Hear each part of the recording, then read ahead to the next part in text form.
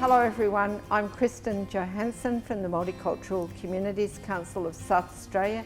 I'd like to welcome you to the second series of Food from Our Homeland, which we're doing in conjunction with Wellbeing SA. We'll be teaching you some interesting, low-cost, nutritious meals. Hello everyone, my name is Lena Gasparyan and I work in the Multicultural Communities Council as a project officer. And today I'm going to demonstrate for you how to cook Armenian fermented cabbage soup, which we call Qrchik.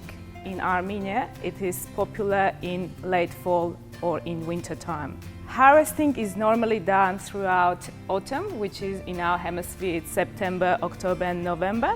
And this is the time when men were busy picking cabbages while women were busy pickling cabbages in the kitchen.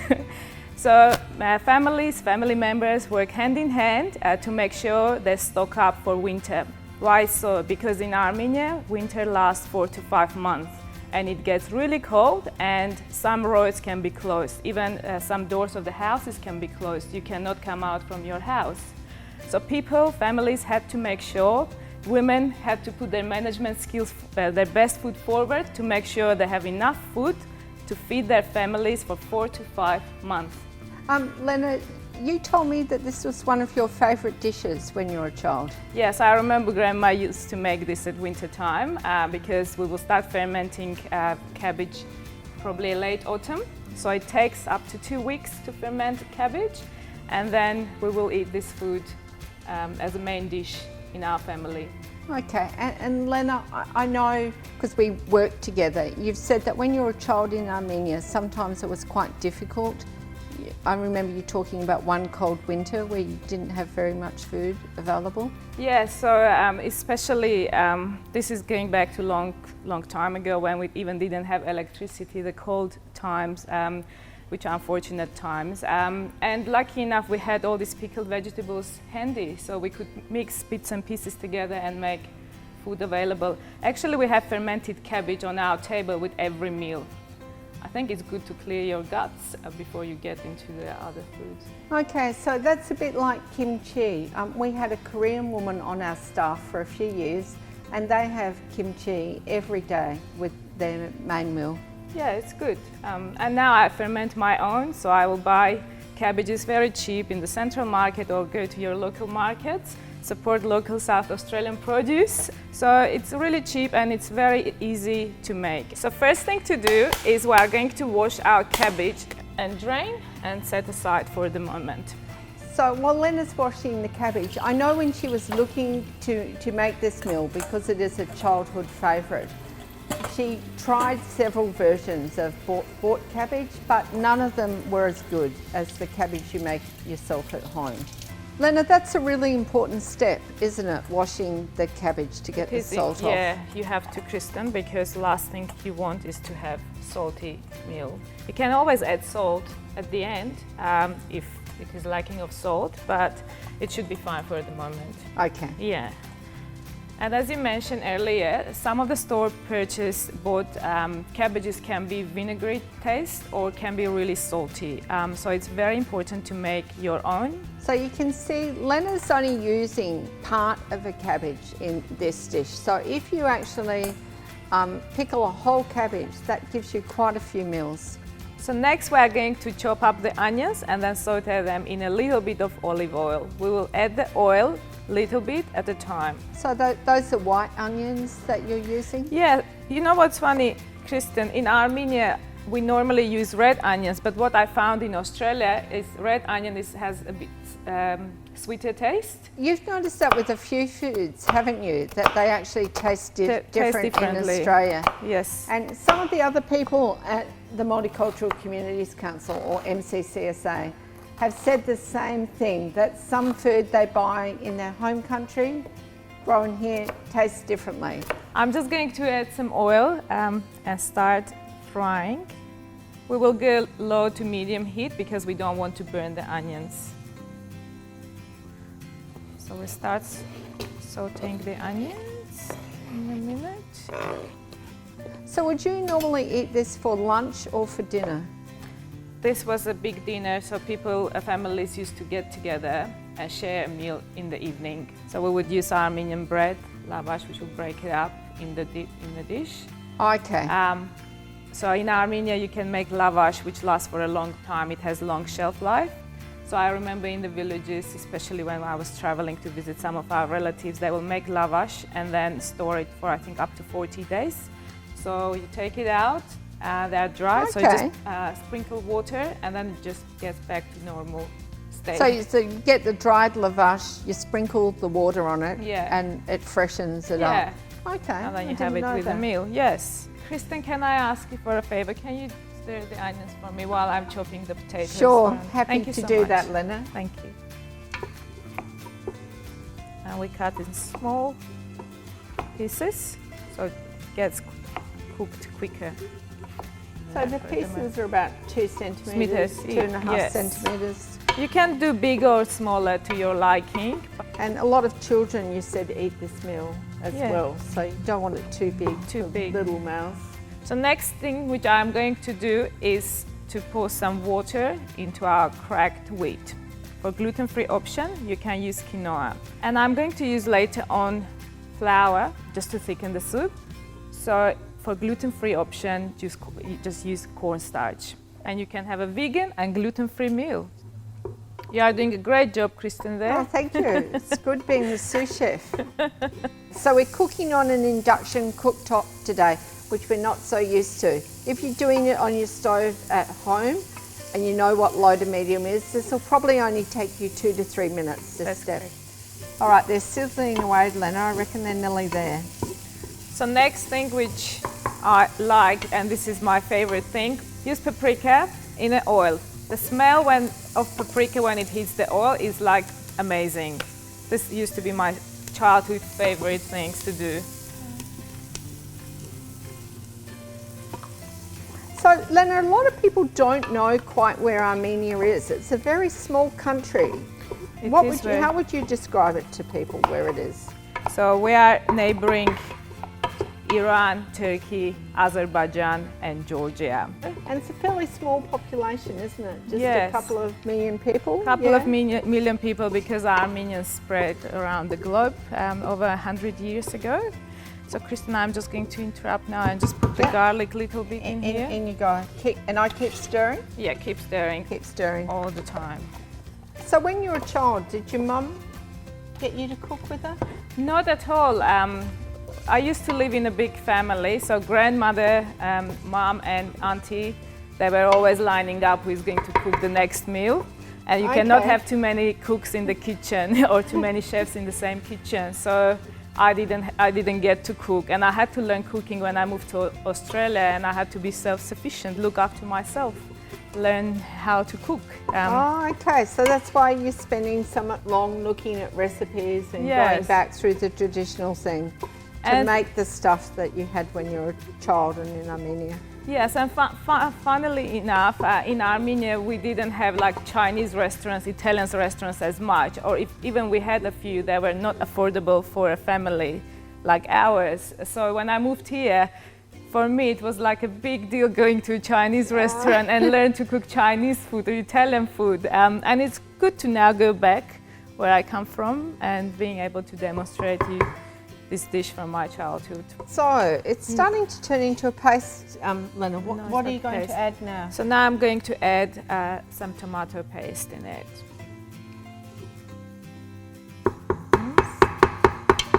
Did you know, Kristen, you can buy no salt tomato paste from the shops, like no added salt? I did. Yeah. Yes. That's amazing. Next thing which we are going to do is to add some flour, or as I said, replace it with cornstarch for gluten-free option. So what this is going to do is going to thicken the sauce. Okay. And I can ask. So it's really thickening up in here. Yeah. So we have boiling water in here. So next thing I'm going to do is just to add a little bit water at a time, and I will ask Kristen to keep stirring. Sure. Yeah, yeah.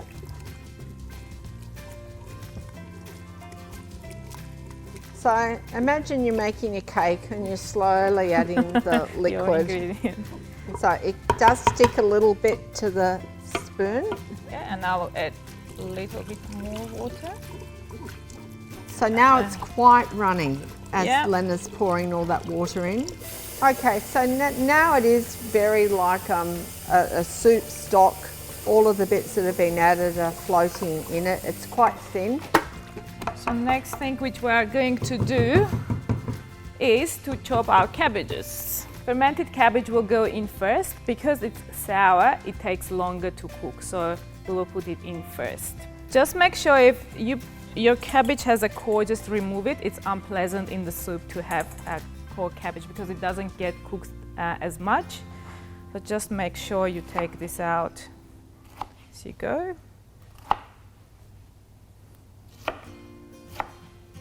I have here a bit more than what I need, but you can feel free to use more. It's up to your liking. Now I'll be adding the cabbage, so be careful, Kristen. Sure. Can keep stirring. So when I tried this the other day at Lena's, the cabbage was delicious. It didn't taste pickled. I don't know what I expected it to taste like, but it didn't taste like what I expected.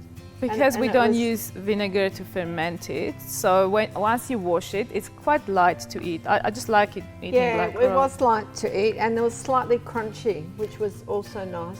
So as I mentioned before, this is a vegan dish. However, if you are a meat lover, you can use pancetta in it and it will still be delicious. Pancetta or bacon should be fine. Just make sure you trim the fat. And when I fry pancetta, I normally don't add extra oil because it has already the fat.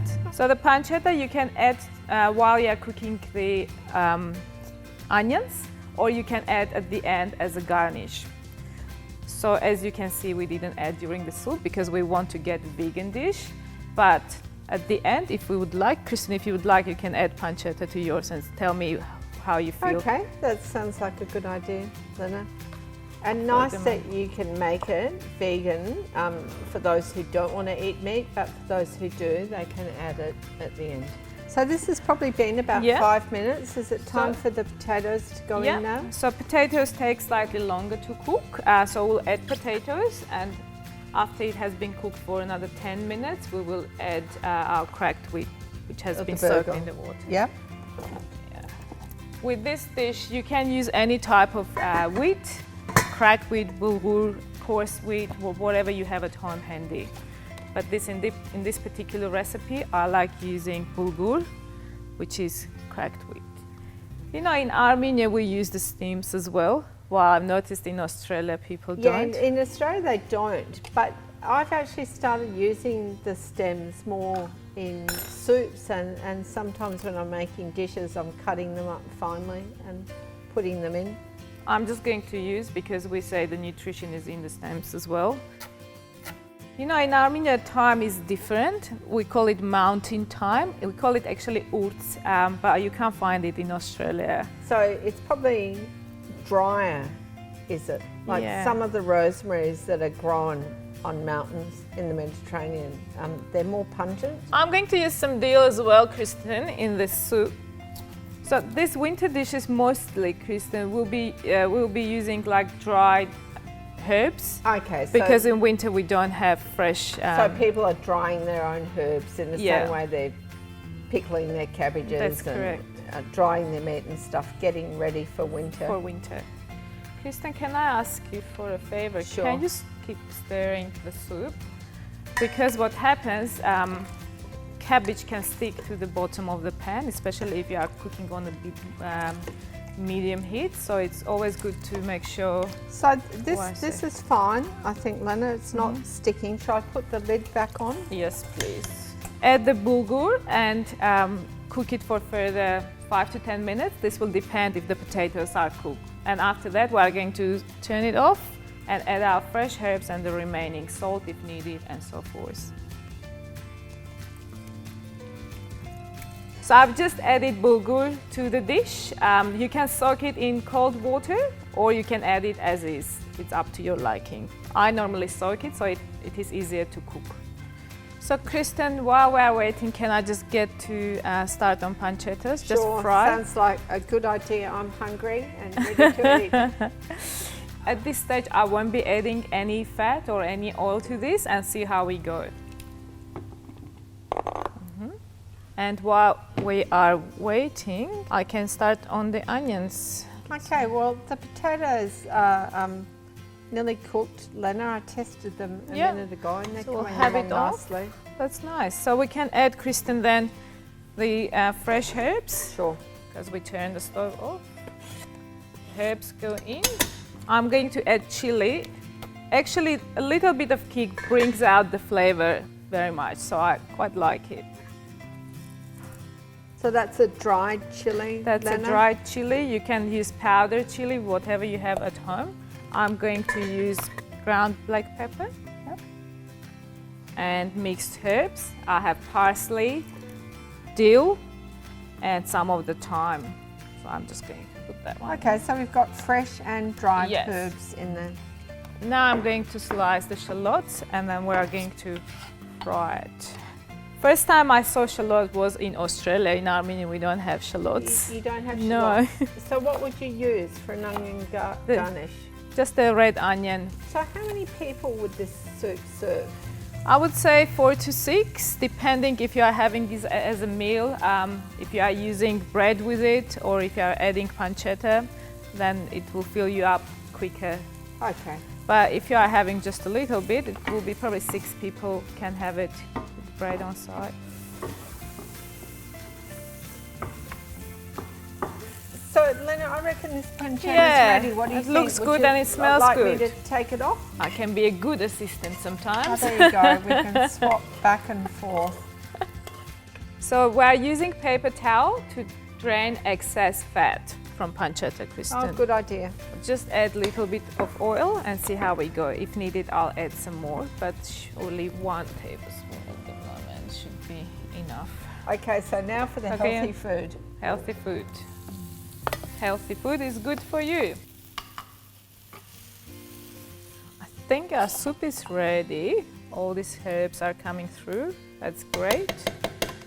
You can go a bit crispy if you would like, but right now, this is perfect.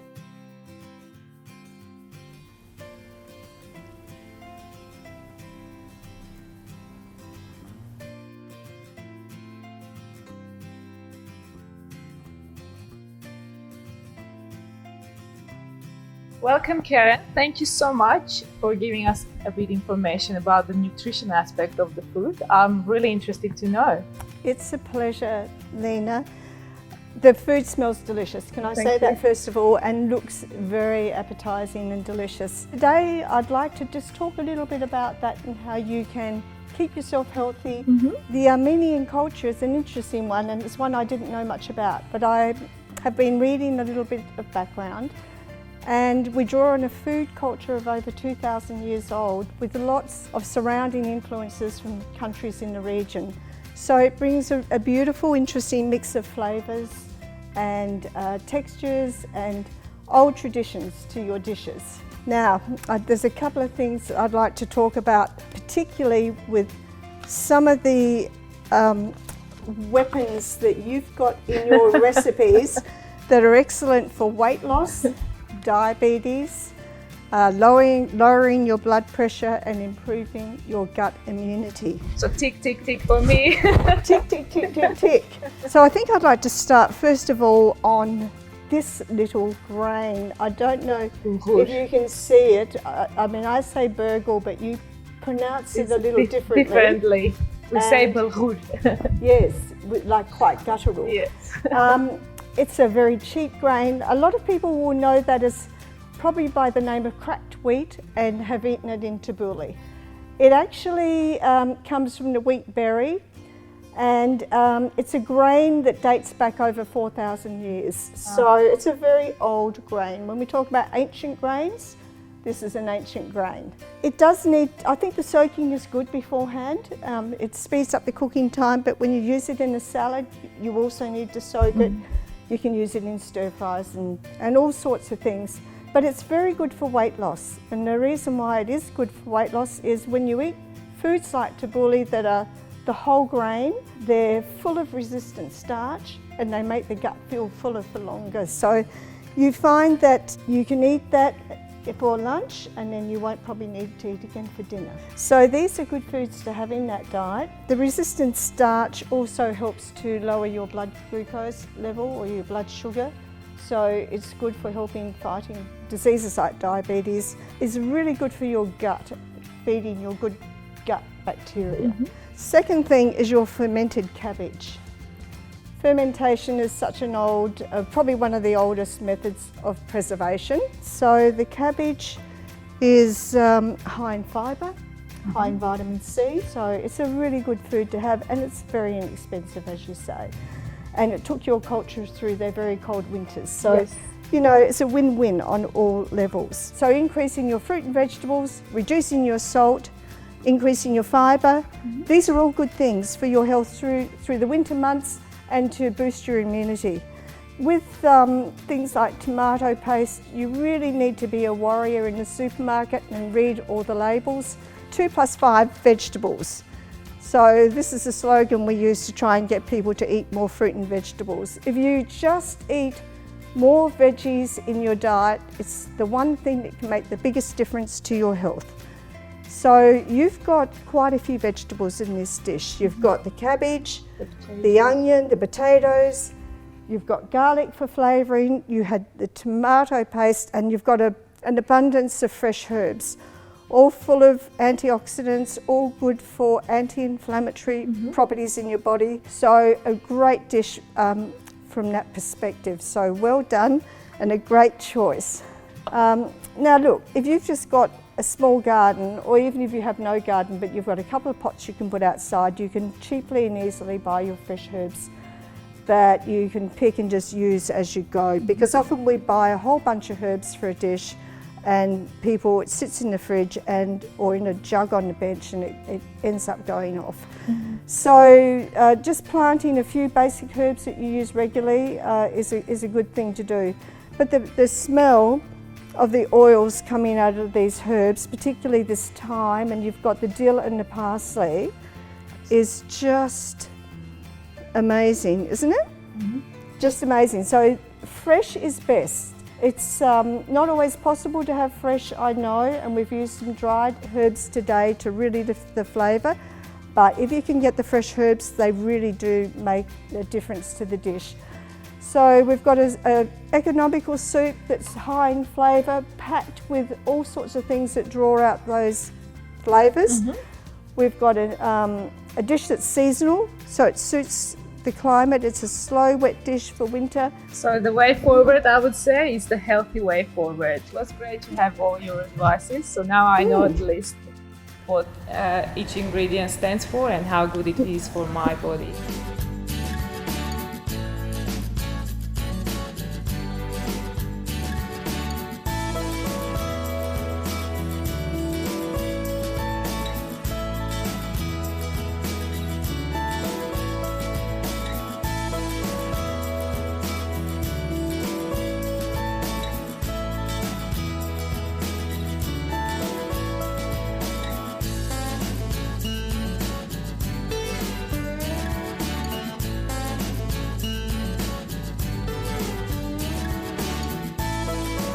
All cultures, regardless of where we come from, tend to use more salt in our cooking. To reduce salt in your food, it's a good thing to do it gradually. It's a bit like reducing caffeine as well as sugar. It's very hard to go cold turkey, so a little bit at a time. If you base your meals on as many fresh foods as possible, you'll find that you will avoid a lot of salt in your diet, because 75% of the salt in the Australian diet comes from processed food.